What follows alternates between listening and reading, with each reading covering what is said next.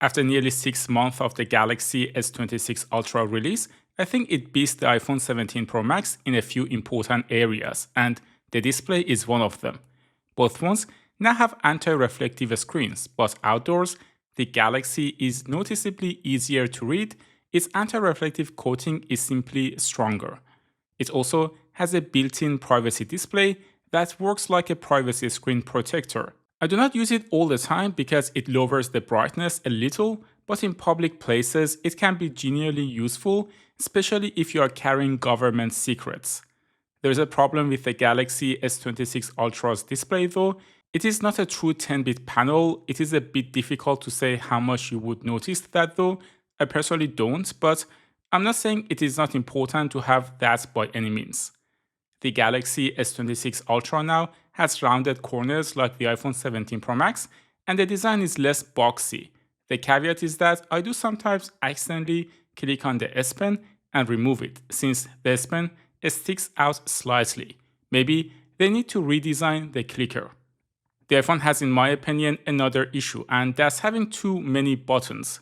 There is an action button, which can be useful to silence your phone, but I do find myself accidentally clicking on the camera control button when I'm taking pictures with one hand. There are sometimes situations where the camera button can be useful for zooming in and out, but generally I would rather see it gone. The Galaxy S26 Ultra now has another advantage, and that's a slightly faster charging speed. Based on GSM Arena, the Galaxy does go from 0 to 100 in 43 minutes, while the iPhone needs an hour and 12 minutes. I also noticed the difference in daily life when you need a quick top-up. For the colors of the phone, I personally always pick the most boring ones to attract less attention. Nothing shouts I have the latest iPhone louder than carrying an orange iPhone 17 Pro. I personally prefer to just use a nice case instead. They both support wireless charging, and the Galaxy also supports reverse wireless charging. The caveat is that the iPhone does have a magnetic back, while the Galaxy doesn't. It means that on Galaxy, you do need to use a case to attach MagSafe accessories. Wireless charging is very convenient, but the only problem is that it can heat up the phone slightly more than normal wired charging. That's why I recommend the ICEMAG 3 from Sharjah, the sponsor of today's video. I've been using Sharjah ICEMAG power banks from the first generation to this third generation, and honestly, it has become part of my everyday setup. Whether I am filming outside, traveling, working, or just using my phone heavily, having this with me means I don't have to worry about battery life.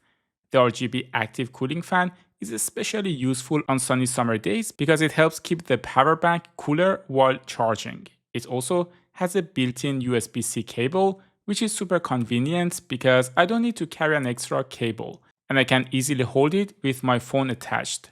Wired charging goes up to 35 watts.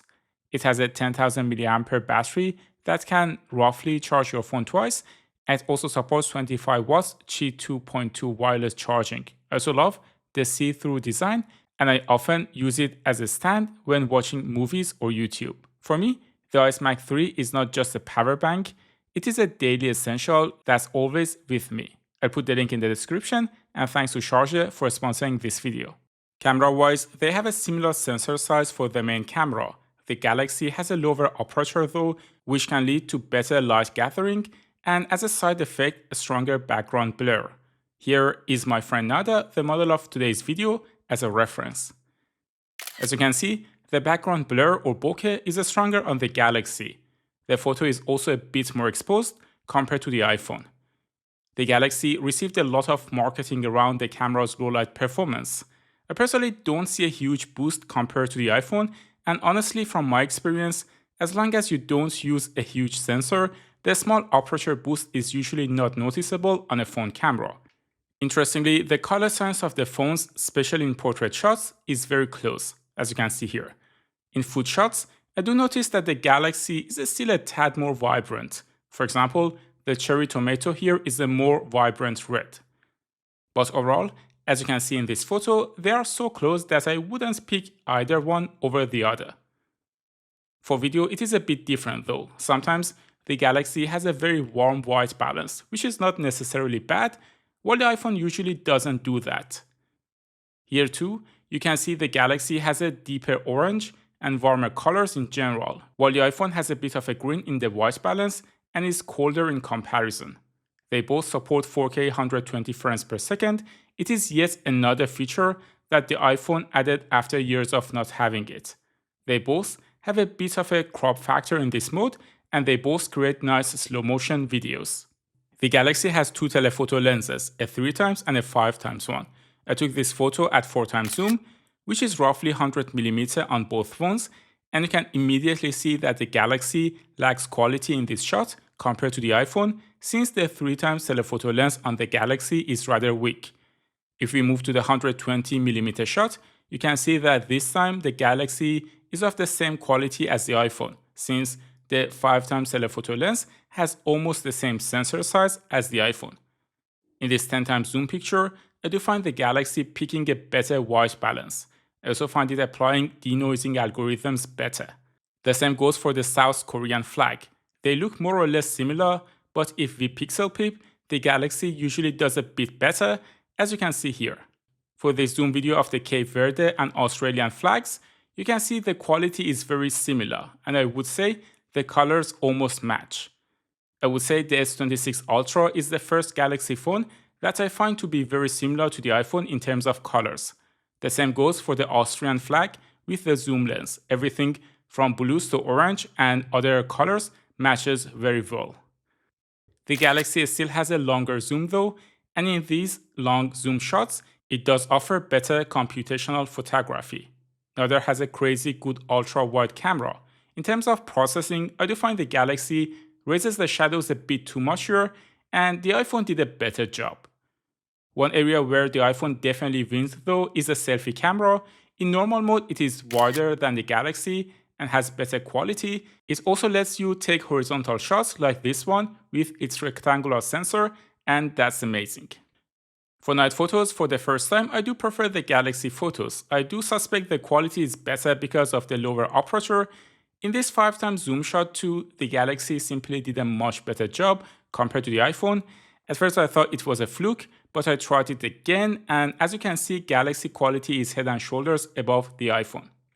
I would say apart from the camera, the most important deciding factor is whether you want the iOS or One UI experience. I personally was not a huge fan of the new liquid glass design, but it is growing on me. I still prefer the One UI design since it is more readable and accessible. One UI is also more feature-rich. iOS is catching up though. For example, One UI was the first to introduce circle to search, which is super useful.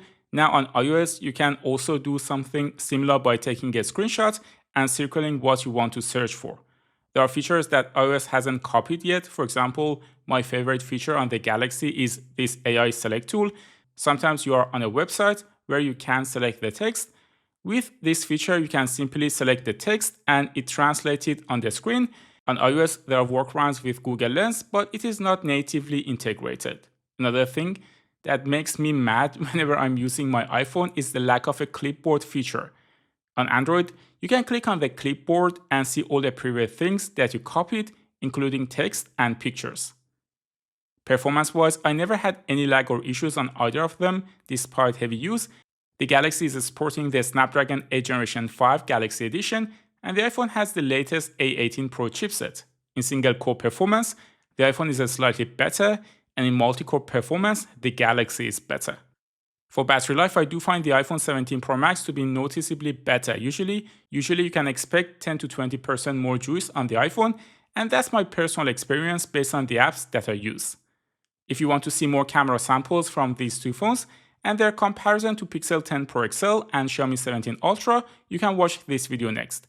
Thanks for tuning into Tecmo, and I will see you in the next one.